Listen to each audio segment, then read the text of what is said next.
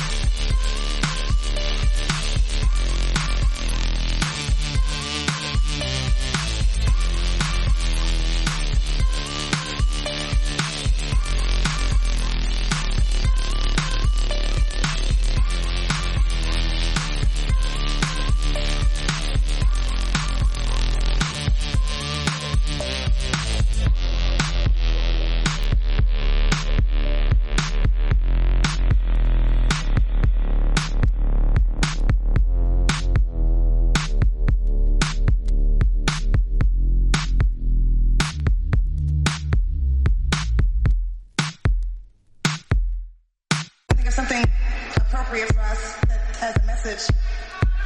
Then the only song I can really kind of think of.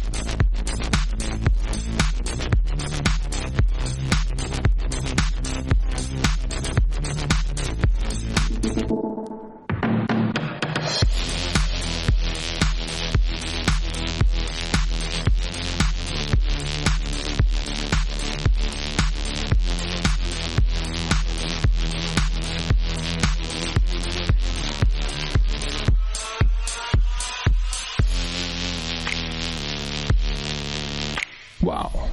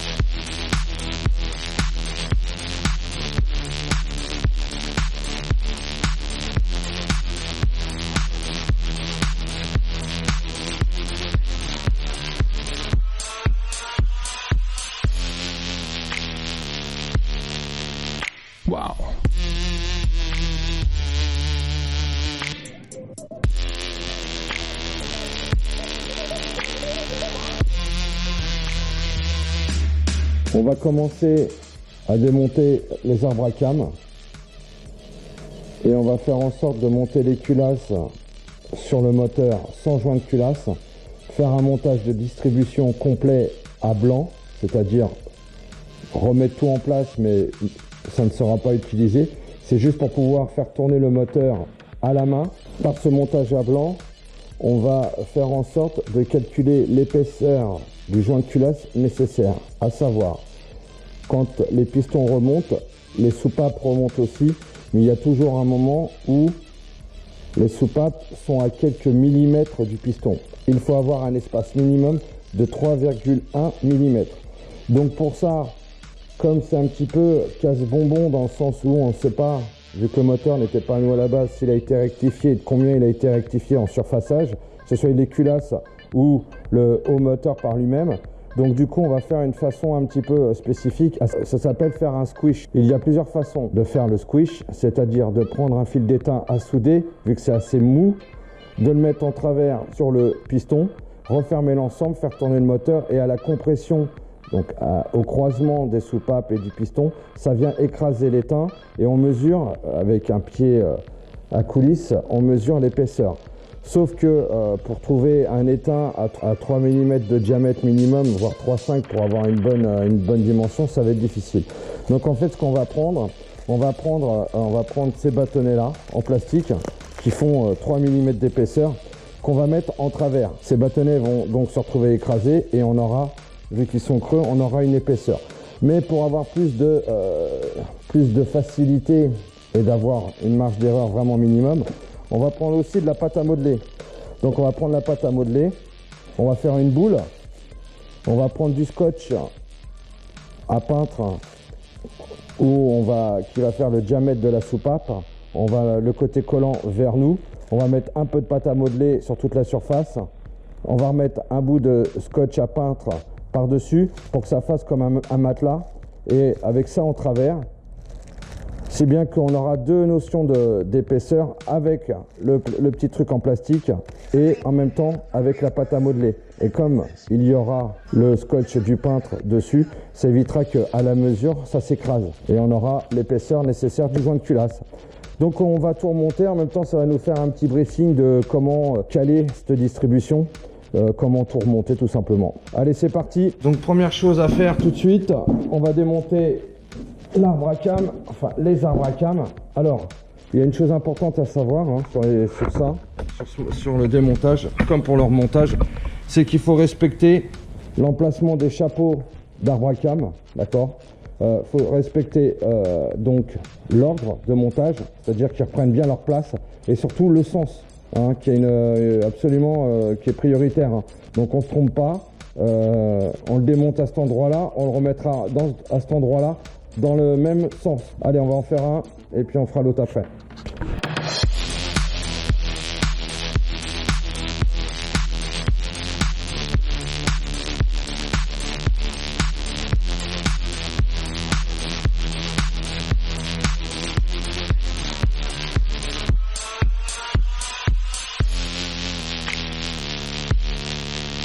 Wow.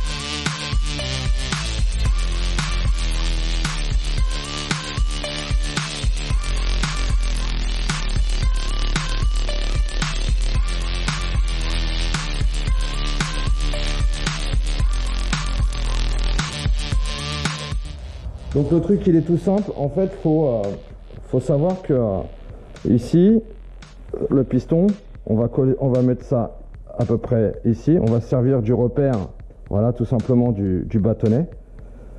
On va le mettre ici et en fait quand le piston remonte, il y a les soupapes elles viennent en contact, en fait elles s'ouvrent et elles se ferment, ok. Et le but du jeu en fait c'est une fois on va laisser ça dans le moteur. Et une fois qu'on aura fermé l'ensemble avec les culasses et qu'on fera tourner le moteur avec la distribution, la soupape va remonter dans la culasse, d'accord? Et le piston, quand il va remonter, il va y avoir un espace entre la soupape et le piston. Et il faut qu'on arrive à mesurer, grâce à ça, on va mesurer l'épaisseur qu'il y a entre la surface de la soupape et la surface du piston. Et il faut qu'on obtienne 3,1 mm minimum.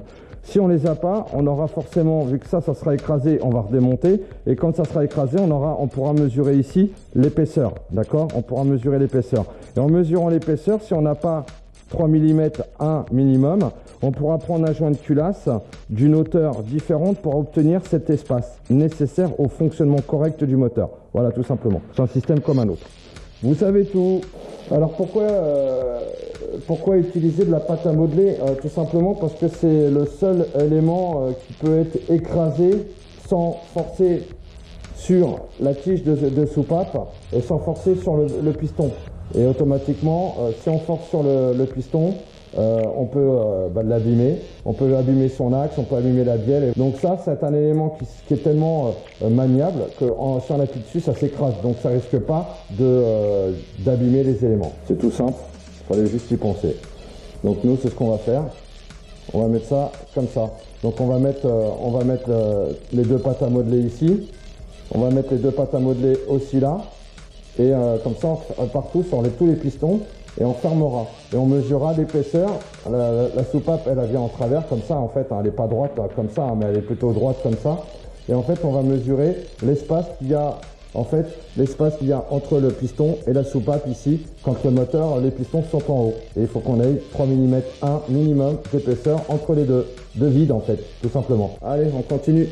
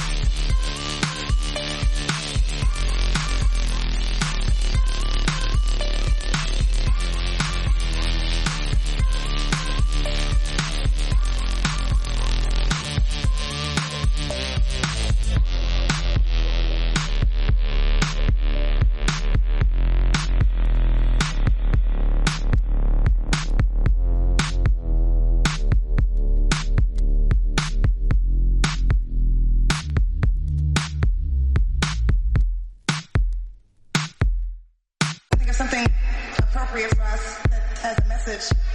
And the only song I can really kind of think of.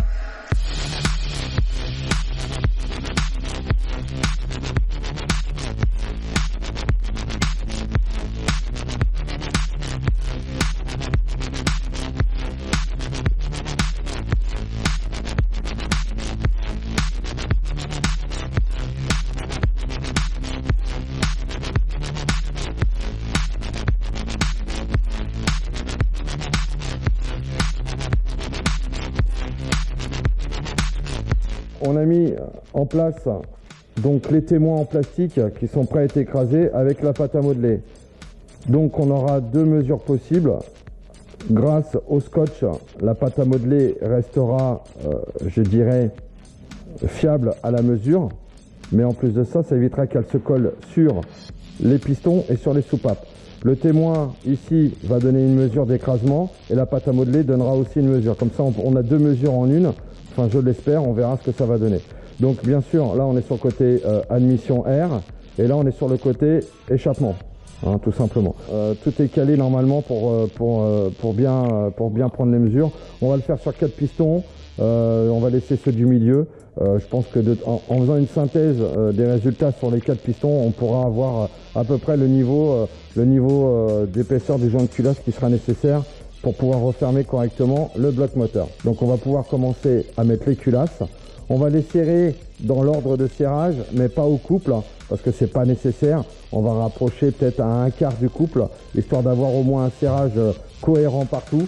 Après, on va refaire la distribution et on pourra faire tourner le moteur à la main pour que les soupapes viennent en contact avec le piston et la pâte à modeler pour nous donner l'épaisseur qu'il y a au final. On vient de redescendre les pistons pour pouvoir mettre les culasses et pouvoir caler les arbres à cam entre eux pour éviter que d'entrée de jeu les arbres à cam viennent compresser et nous donner une mauvaise information d'épaisseur, hein, parce que c'est important.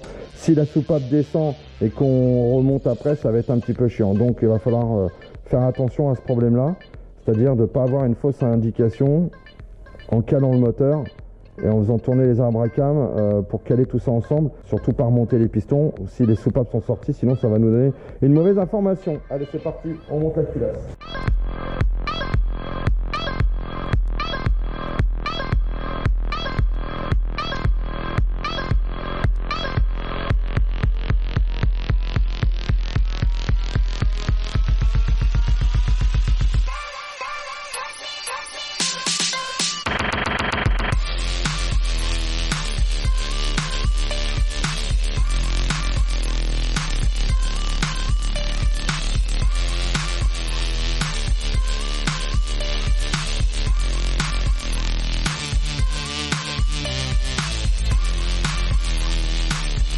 On vient de poser la première culasse, hein.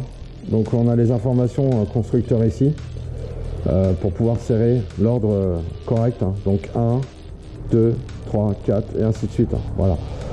Il y a une chose à savoir, c'est que les vis qui sont normalement sur les GTR, c'est en fait on place la culasse, il n'y a pas les goujons, hein. C'est une vis qu'on met complètement une fois qu'on a placé la culasse grâce au guide, hein.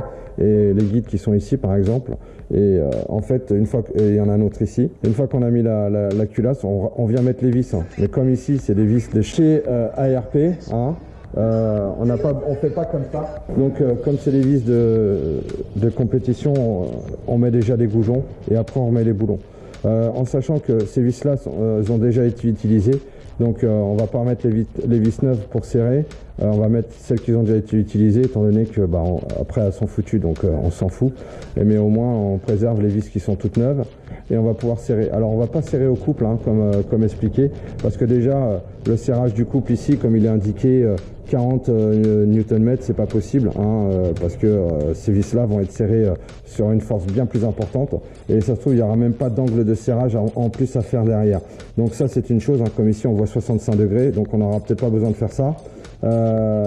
Donc c'est pour ça on va juste serrer, là on voit 40, on va mettre 25 histoire d'avoir un serrage identique partout pour pouvoir faire nos mesures de contact entre la soupape et le piston en haut. Allez, c'est parti.